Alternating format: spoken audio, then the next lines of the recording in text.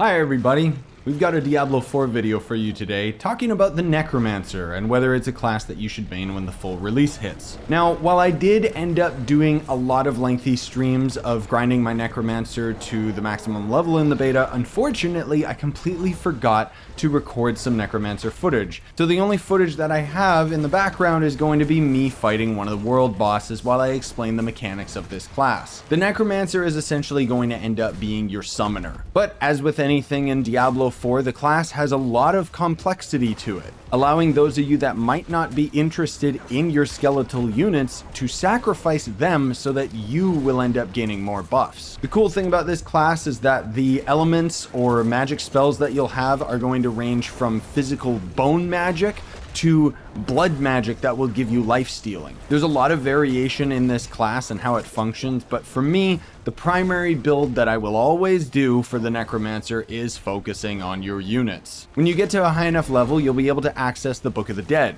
which will allow you to completely change what your summons are. So you'll essentially end up getting skeletal warriors, and you can change what type of skeletal warrior they are, whether they're more offensive or defensive. But then you can also select a certain passive for them, or sacrifice the units entirely to give your Necromancer a buff. But that's not all, because later on you'll be able to get access to skeletal mages, which will take up a separate slot, essentially meaning that you could sacrifice your skeletal warriors, but you could still have skeletal mages to protect you. The skeletal mages in the Book of the Dead, of course, are going to allow you to choose different elemental attacks with them, either being darkness or ice or whatever. And while I didn't see it in the beta, there was hints at some of your passive abilities in the skill tree that mentioned skeletal priests that would be able to heal you and your allies. While all of your summons are basically going to end up being this one ability, there is one summon that is both unique and so powerful that it has its own spell slot,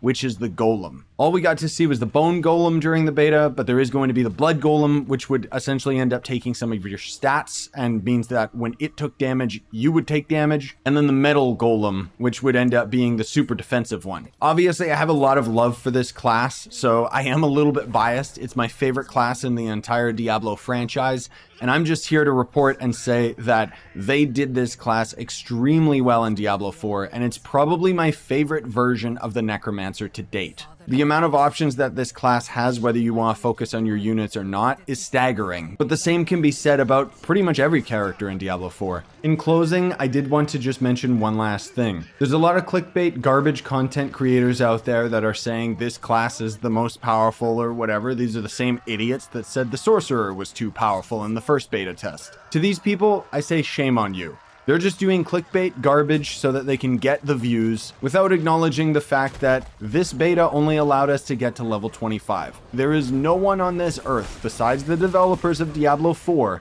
that understand the meta of this game yet. Because it releases in June.